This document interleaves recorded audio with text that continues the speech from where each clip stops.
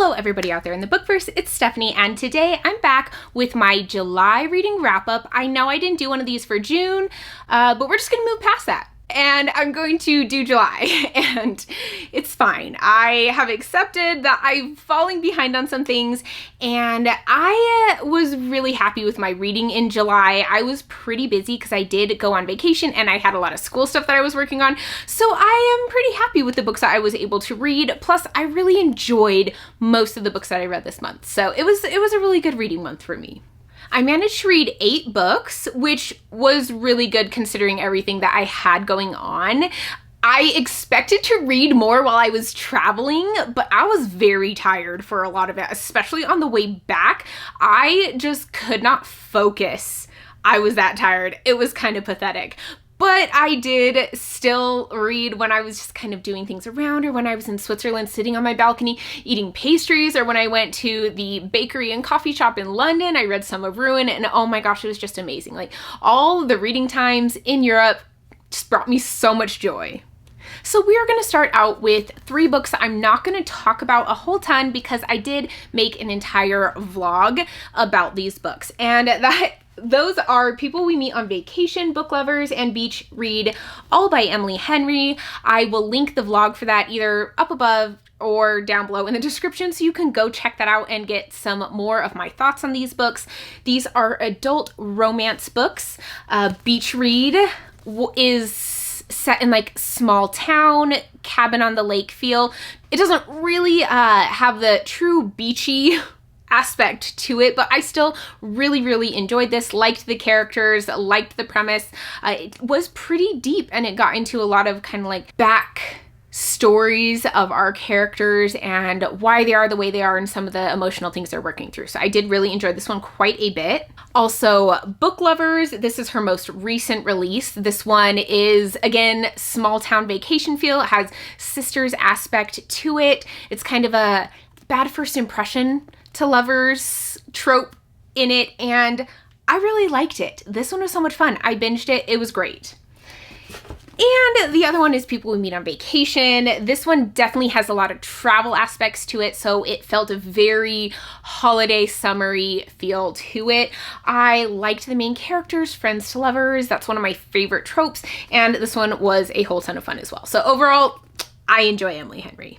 The only book that I read that I do not own is Read On by Brandon Sanderson and Janci Peterson. This is one of the novellas that takes place in Brandon Sanderson's Skyward World, and can't talk. And this one is supposed to be read, I believe, before Cytonic, in between Starsight and Cytonic, if I'm not mistaken. And this one follows Alanique, who is a character we were introduced to in Skyward at the very end of the book. So I really like this, getting a little bit more of the political intrigue that's going on within this place we're at, and different character developments that we wouldn't have seen just out of the main novels in the series. I'm really having a lot of fun reading these novellas within this, but I feel like I can't talk too much about it without giving away spoilers for Skyward. This is a YA sci-fi series, and I really enjoy it. I like Spensa as a main character in this series, and I think that the found family aspect is just great, and that's something we kind of get to a bit in these novellas. So the only nonfiction that I read this month, and for a while, was Astrophysics for People in a Hurry by Neil deGrasse Tyson. I like Neil deGrasse Tyson's style of approaching talking about science, and really talking about it in a way that people who aren't scientists and don't have a ton of background knowledge about it can understand. I liked this book. It provided a lot of interesting information on how the universe was formed and different physics things that were just like, they were interesting to know. I don't feel like I was necessarily wanting to read it when I did, so that probably hindered my enjoyment, and I don't remember a whole ton from it. I feel like I didn't really absorb a lot, and that's completely my fault because this was really well written and really well done. I just didn't absolutely love it at the time, and I'm sure it was more of a timing thing. Next, I read Gallant by V.E. Schwab. This is a middle grade horror. I am pretty sure it kind of has Coraline vibes to it. It follows this young girl who is an orphan and then receives a letter from her uncle telling her to come to the house and that they want her in the family. And when she gets there, she finds that things aren't exactly as you might expect.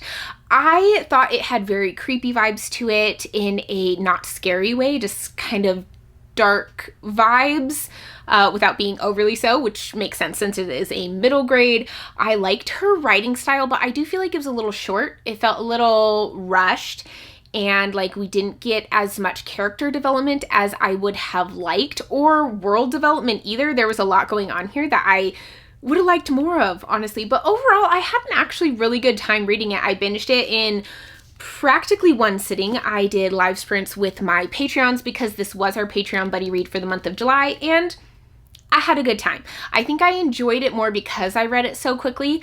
But yeah, overall, I'd say this is probably a 3-star book for me. It wasn't phenomenal, but I still really did enjoy it. And I like this version of it. I think it's very pretty. And we have another middle grade, which is Keeper of the Lost Cities Never Seen. This is the 4th, book within her Keeper of the Lost Cities series. This is by Shannon Messenger. And this follows a girl named Sophie who was living in the human world and then finds out that she is an elf, is taken to the world of the elves and finds out she has all these magical powers and secrets hidden within her head, and she is just very special. There is this magical school aspect to it, which I really did enjoy a lot. I feel like overall this series takes the children are the saviors of the world and the adults let the children do insane things a little bit to the extreme. Particularly because a lot of times the adults know that they're doing all these crazy things. They're like, well, we do have to let these 13-year-olds save the world because no one else can. And I'm like, what?